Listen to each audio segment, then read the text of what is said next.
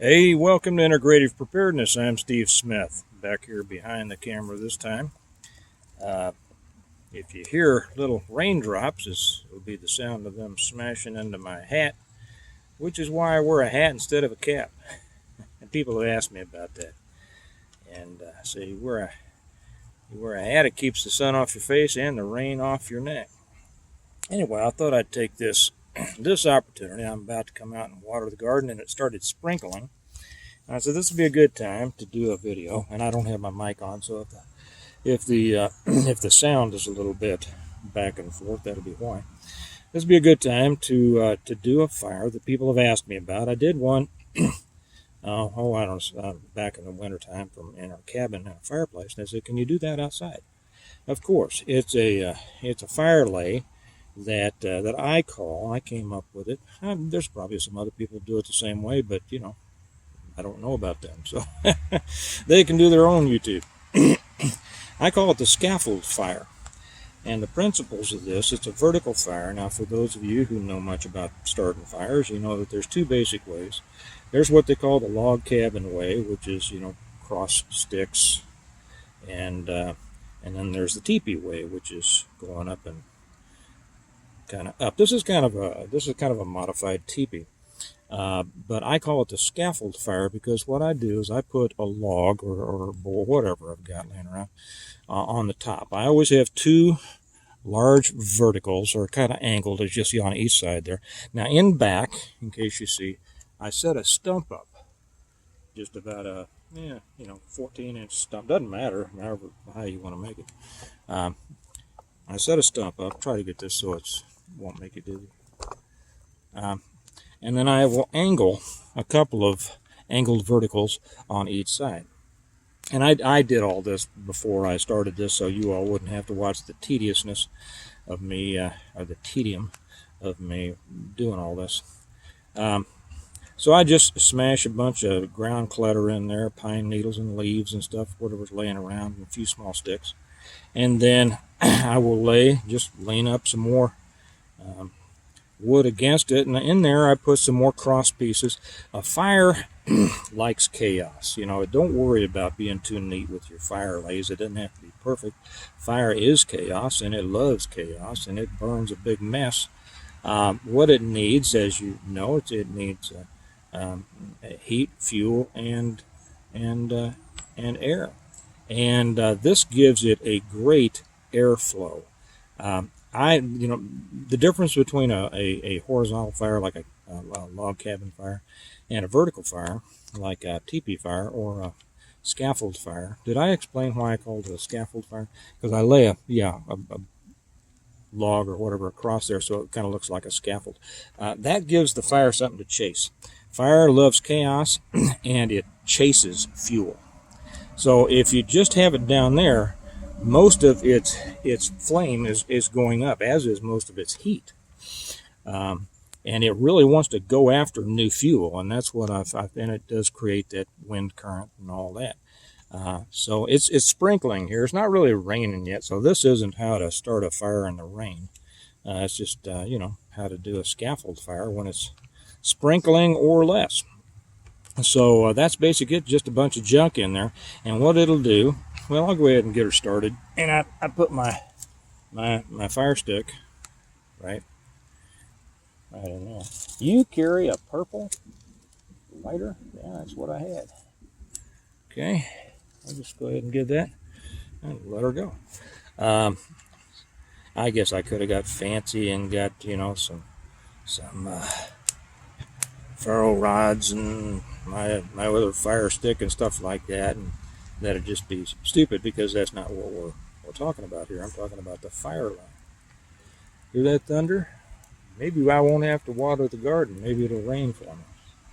Now we'll just watch this for a minute, and you'll see how it's already chasing.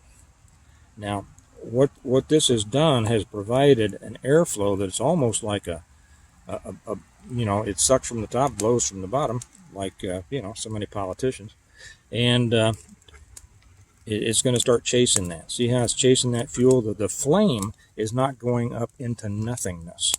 The flame is going up chasing fuel and grabbing onto some of that fuel. And we'll see it catch here in a minute. It's going to smolder and smoke for a minute. And then we will see it. What was I going to say? Seemed like there was something else I was going to say here. Oh, anyway, yeah. The reason that I like a vertical fire, at least to start with, and you can always knock it down later if you want to cook with it. But horizontal fire, all this heat goes up. So if you're standing around a fire and you're wanting to be warm, or whether you've got it in your wiki up or your whatever, if you want to be warm, a horizontal fire is not going to do it. It needs to be a vertical fire that is really blazing. I just had to stand up because that smoke was getting to me. And I'll sit on this log back here behind you while I watch. There's nothing that I like better. I could spend half my life watching a fire. Probably many of you are the same way. And the wood is just a little damp. That's why you're seeing so much smoke. So, if you're out and you're bugging out and you don't want anybody to find you, well, this isn't the fire that you want to make right now. Anyways, a vertical fire is going to cast its heat as it's roaring, and especially with that scaffold on top, it's going to cast its heat out to the side, and it's going to warm everybody standing around that fire, as opposed to if you've ever been in a situation where you've got a kind of a horizontal fire. Hey, pup, don't knock over that camera. There we go. Here, come back here. Come back here.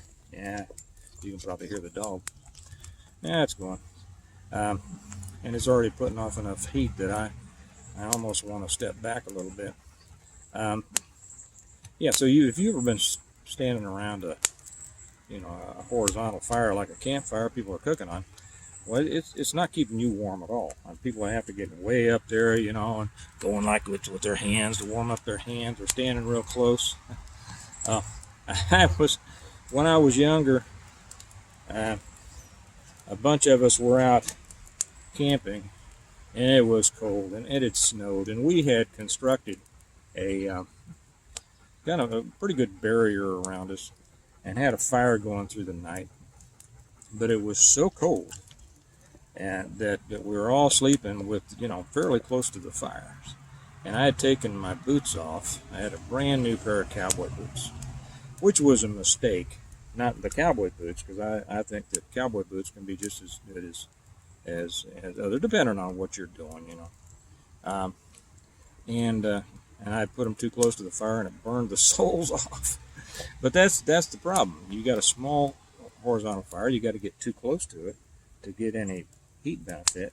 And a vertical fire, it's casting that heat off to everybody standing around it. You guys like watching fires? Should I just let this go for a little bit? Tell you what, I'll let it go, because I can watch a fire. And even though it's in the first part of August, and it's not the fire, when we think about having fires, well, it is camping season. And for a lot of people, depending on where you are in the country.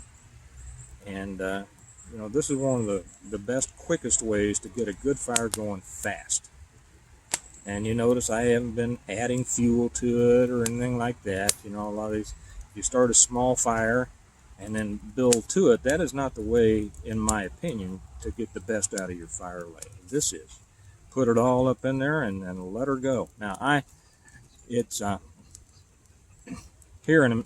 I were going to keep this going, I would go ahead and get ready to put some more verticals on the front of it here, just so it just gets, a lot of fuel ready for it, and it's chasing a lot of fuel. But since I'm not going to let this fire go, and somebody will say, some idiot out there, hey idiot, if you're about to type, you shouldn't have that fire so close to you. You should have cleared your ground. You should have got that grass out of the way before starting a fire. That's extremely irresponsible of you, and you don't know what you're doing and all that. Well, just before I delete your comment and block you because for being a rude idiot, I'm not going inside until this fire is out, because I'm out here. I got a lot of weed whacking to do. I haven't gotten to it since we were on vacation. We've got a lot of stuff to do. Looks like God's going to water my garden for me today, but I'm still going to as long as it doesn't start downpouring, I'm going to be, hope that's not getting too hot for the camera. Just set this back just a little bit. So I'm not leaving this fire. I'll let it burn down a little bit, and then I'll put it out with the hose. So this will not be an unattended fire for anyone who is concerned about that. You know, same people who are concerned if you don't show clear on your weapons on a video, as if that's going to come through the internet and get them. Okay, well, I will just leave this here for a few minutes while I go do a couple of other things. Let me back this off. That's getting kind of warm on that camera. Let's see. Because I know there's a bunch of people that love watching fires. So if that's you, I'll let you watch it for a little while I go do something else, and then I'll come back and shut it off.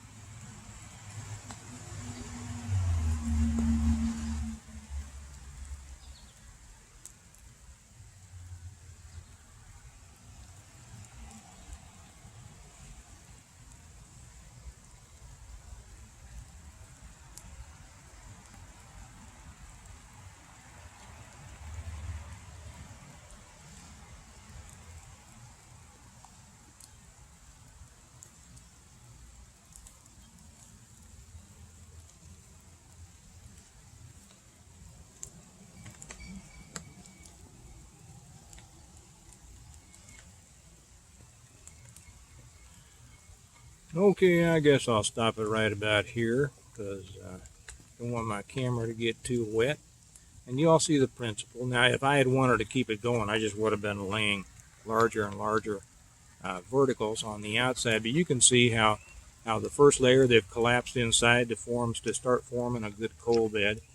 And just by keeping stacking verticals, you'd keep that fire throwing out a lot of heat, and until you're ready to do something else with it.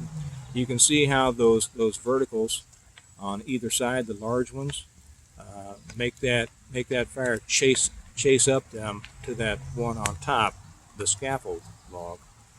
So anyway, I hope that has given you all good ideas as you get out there camping. It's like we say, we prepare well today in order to live well tomorrow. And there's nothing better, I don't think, as far as being able to be prepared than being able to start a good fire quick when you need it. So there you have it, the scaffold fire. And I'm going to go do something else. You all have a good day, and I'll see you later. Bye-bye.